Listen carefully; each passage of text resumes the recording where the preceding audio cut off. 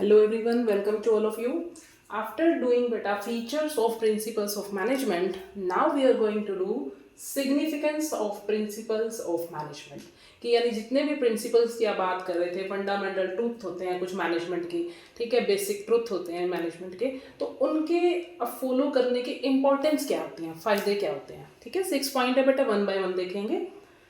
First is providing managers with useful insights into reality. पहले हम इस हेडिंग को ही ब्रेक कर लेंगे। प्रोवाइडिंग मैनेजर्स, मैनेजर्स को क्या प्रोवाइड करता है? विद यूजफुल, काम के लिए, इनसाइट्स इनटू रियलिटी। इनसाइट का मतलब होता है बेटा clear understanding of complicated problems. कोई भी कॉम्प्लेक्सिटी आ जाती है, कोई कॉम्प्लिकेटेड प्रॉब्लम्स हो जाती हैं, वो प्रोवाइड करना कि भाई अगर आप ऐसे नहीं चीज़ को फॉलो करोगे तो रियलिटी मतलब कि आपको ये भुगतना पड़ेगा, ठीक है। इसको बिल्कुल इजी वे में अगर मैं बताना चाहूँ तो हमारे पेरेंट्स बेटा हमें कदम कदम पे गाइड करते हैं कि बेटा अगर ऐसे करोगे तो ऐसा हो जाएगा, नहीं पढ़ोगे तो यूँ हो जाएगा। तो उनकी हमारे लाइफ को लेकर के बहुत सारी गाइडलाइंस रहती हैं जो बिल्कुल सच ही होती हैं। अगर हम नहीं मानते तो हम बाद में पछताते हैं, है ना। सेम, तो providing managers with useful insights into reality मतलब उनको पहले से ही अवेयर किया जाता है कि भाई ये पॉलिसीज हैं, इस तरीके से फॉलो करना होगा, इस प्रिंसिपल को फॉलो करेंगे, नहीं तो जो पास्ट में मिस्टेक हुई थी वो आपको फ्यूचर में क्या करेंगे, रिपीट करेंगे आप। तो ये फर्स्ट पॉइंट क्लियर हो गया होगा, providing managers with useful insights into reality. Second is optimum utilisation of resources and effective administration.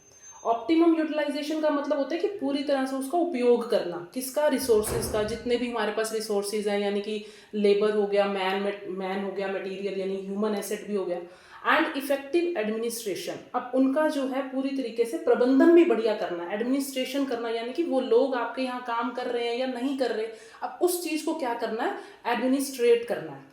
Use of human asset with no biasness, यानी कोई तो आकर के क्या कर रहा है, ओवर मतलब काम कर रहा है बहुत ज़्यादा और कुछ आकर के ऐसे फ्री बैठे हैं, ये चीज़ नहीं होनी चाहिए। Optimum utilisation of resources and effective administration, जितने भी लोग आपने हायर किए, जितने आपकी रिक्वायरमेंट थी, अगर उस ह्यूमन एसेट का ऑप्टिमम यूटिलाइजेशन हो रहा है, इट मीन्स क्या कर रहे हैं, आपके पास इफेक्टिव एडमिनिस्ट्रेशन है, आपने हर एक चीज़ को बढ़िया कोऑर्डिनेशन से कर रखा है, अरेंज, ठीक है।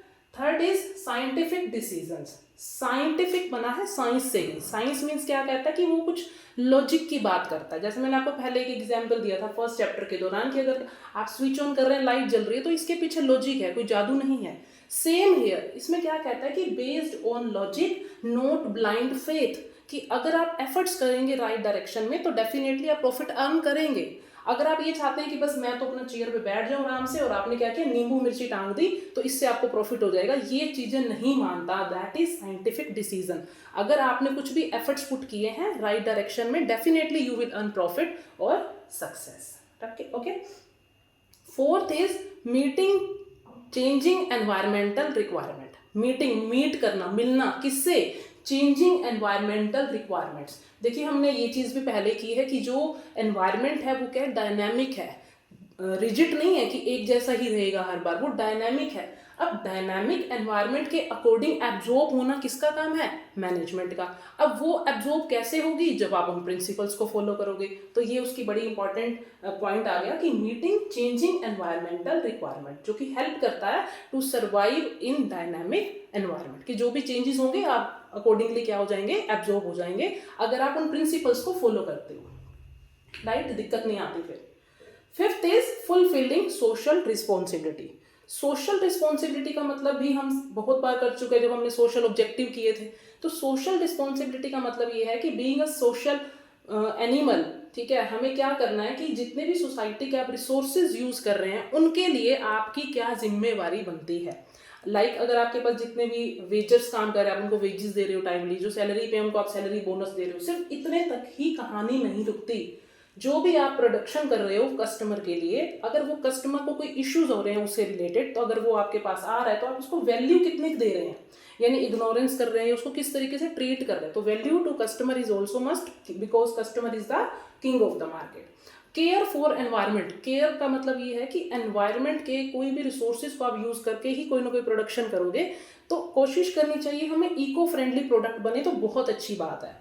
अदरवाइज एनवायरनमेंट के कुछ भी खिलाफ नहीं हो, कुछ भी ऐसा नहीं हो कि आप एनवायरनमेंट के खिलवाड़ कर रहे हैं उसके साथ, इस तरीके का कुछ भी नहीं होना चाहिए। Care for environment is also must. तो ये सोशल रिस्पॉन्सिबिलिटी फुलफिल भी आप तभी कर पाएंगे जब आप उन प्रिंसिपल्स को फॉलो कर पाएंगे, right.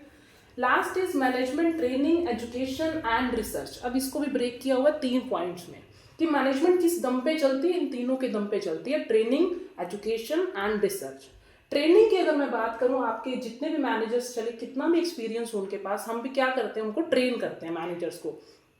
Time to time train करने का क्या मतलब होता है कि उनके अंदर कुछ इनहेरेंट एबिलिटीज होंगी, कुछ ऐसी कैपेबिलिटीज होंगी जो इनहेरेंट है, उन्हें खुद भी नहीं पता होता कई बार। तो वो कैसे चेक की जाती है, एप्टीट्यूड टेस्ट के थ्रू क्या की जाती है, उनकी इनहेरेंट जो एबिलिटीज होती है वो हम क्या कर सकते हैं, चेक कर सकते हैं, हमें पता लग जाएगी, उसको हम फिर क्या करेंगे, मैनेजमेंट में यूज करेंगे, ठीक है। एजुकेशन का मतलब क्या है, इसको भी हमने फर्स्ट चैप्टर में समझा था कि हमारे पास प्रोफेशनल कोर्सेज बहुत अवेलेबल हैं जो हमें मैनेजमेंट के लिए गाइड करते हैं, लाइक बीबीए है, एमबीए है, तो ये किस में आ जाता है, एजुकेशन में। Last is research, to work on new management technique. बेटा हम कभी भी किसी भी फील्ड में होते हैं, अगर हम कुछ ना कुछ रिसर्च नहीं करते हैं, हम वही पुरानी चीज़ों को, पुराने तरीकों को यूज़ कर रहे हैं ट्रेडिशनली, तो हम कभी भी ग्रो नहीं कर पाएंगे। To work on new management technique हम क्या करते हैं, रिसर्च, जो कि है सबसे मोस्ट इंपॉर्टेंट है मैनेजमेंट को बढ़िया तरीके से चलाने के लिए। जैसे इसके अंदर ऑपरेशनल रिसर्च है, कॉस्ट अकाउंटिंग है, ये कैसे। ऑपरेशनल रिसर्च का मतलब होता है बेटा जो भी, जैसे कोई मतलब ये स्ट्रक्चर्ड एक लाइफ साइकिल है किसी भी प्रॉब्लम को सोल्व करने का। कोई भी प्रॉब्लम आ गई, उसको किस तरीके से आप स्टेप बाय स्टेप सोल्व करते हैं, दैट इज ऑपरेशनल रिसर्च।